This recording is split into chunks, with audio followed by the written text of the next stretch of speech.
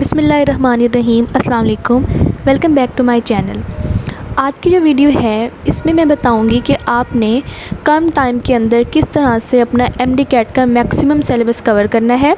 और दूसरा पॉइंट जो मैं इस वीडियो में बताऊंगी वो है कि आपने डिप्रेशन और एंजाइटी से किस तरह से डील करना है। और इस टाइम एमडी कैट की प्रिपरेशन के दौरान डिप्रेशन और एंजाइटी स्टूडेंट्स का सबसे बड़ा प्रॉब्लम होता है। तो इस वीडियो में आज हम ये दो पॉइंट्स डिस्कस करेंगे। एमडी कैट के सिलेबस को अगर आपने कम टाइम के अंदर मैक्सिमम सिलेबस कवर करना है तो इसके लिए ज़रूरी है कि आप सबसे पहली प्रायोरिटी इम्पॉर्टेंट टॉपिक्स को दें।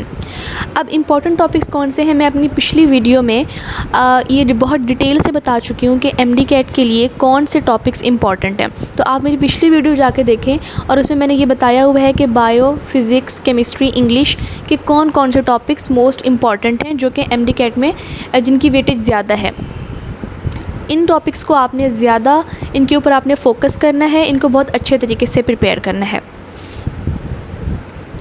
इसके अलावा एक और पॉइंट ये है कि आपने जो आपकी बुक में एक पूरा चैप्टर लिखा हुआ है वो आपने पूरा प्रिपेयर नहीं करना। जो एमडी कैट का सिलेबस होता है उसमें आपने कुछ टॉपिक्स प्रिपेयर करने होते हैं जो कि सिलेबस के अंदर मेंशन्ड होते हैं। तो आपने जो पीएमसी ने अपनी ऑफिशियल वेबसाइट पे एमडी कैट का सिलेबस दिया है आपने उसको स्ट्रिक्टली फॉलो करना है और उसके अकॉर्डिंग ही आपने टॉपिक्स प्रिपेयर करने हैं।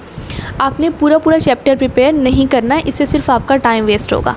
आपने जो पीएमसी का सिलेबस है उसके अकॉर्डिंग टॉपिक्स को मार्क कर लेना है और सिर्फ उन्हीं टॉपिक्स को ही प्रिपेयर करना है।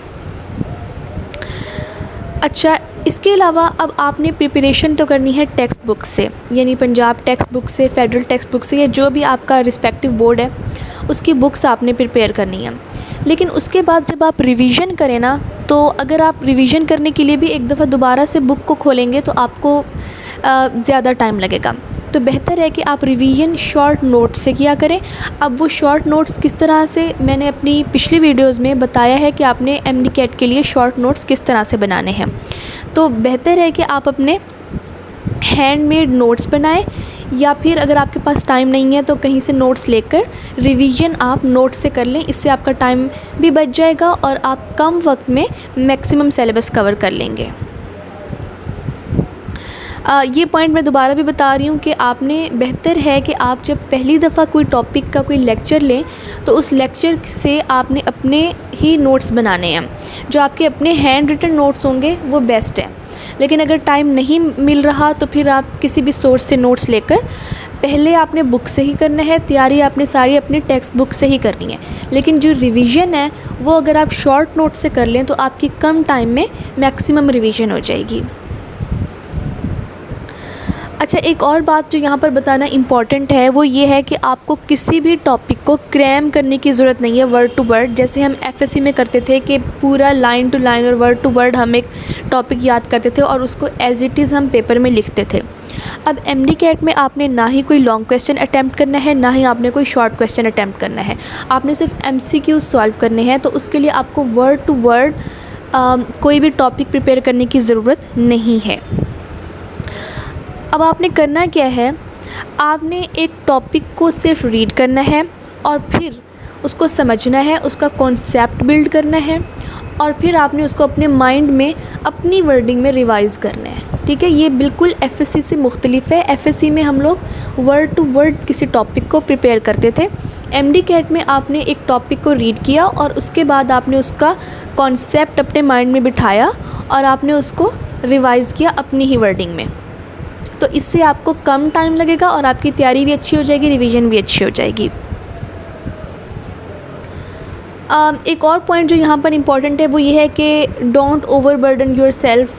आप अगर ज़्यादा टाइम, बहुत ज़्यादा टाइम भी मतलब आप स्टडी को ना दें।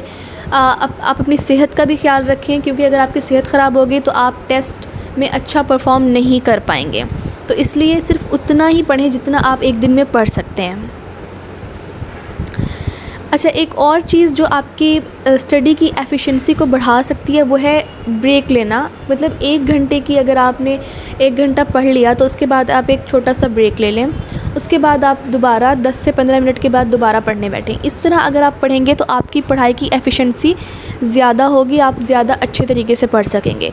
लेकिन अगर आप कॉन्टीन्यूअसली 3 से 4 घंटे पढ़ते रहेंगे विदाउट एनी ब्रेक तो आप थक भी जाएंगे और अच्छी तरह से आपसे पढ़ा भी नहीं जाएगा।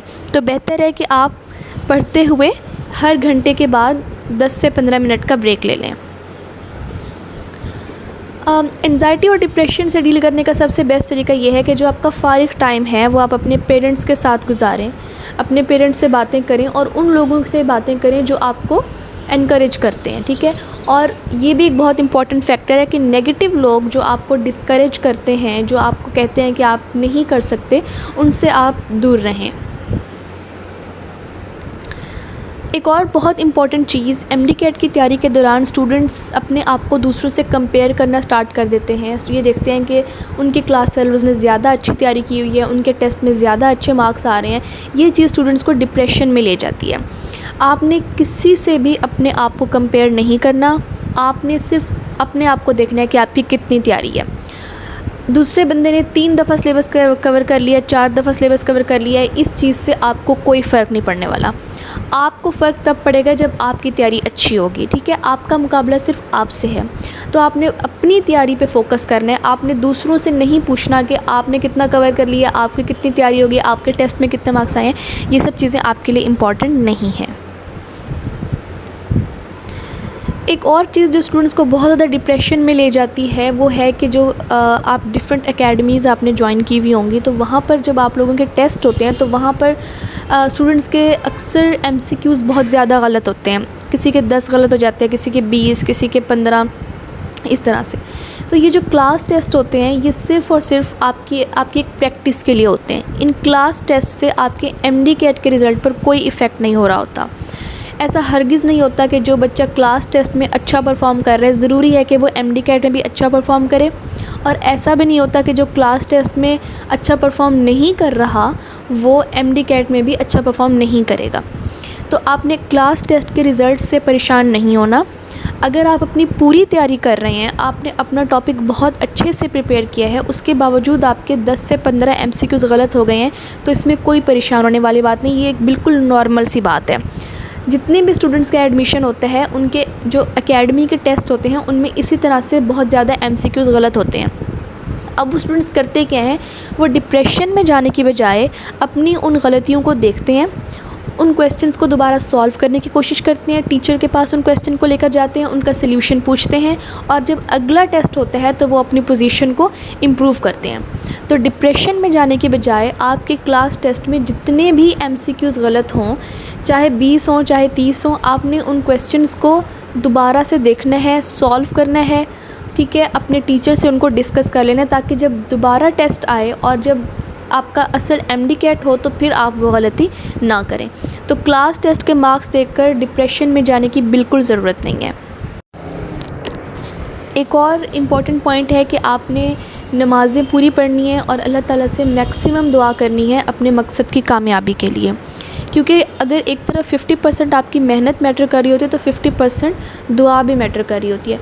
तो आपने दुआ ज़रूर करनी है अपने मकसद की कामयाबी के लिए।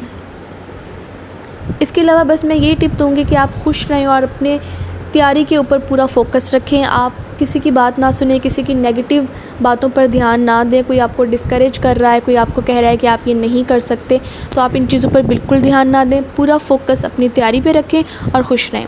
एमडी कैट से रिलेटेड आपके कोई भी क्वेश्चन है तो आप कमेंट्स में ज़रूर पूछें। Thank you. अल्लाह हाफ़िज़।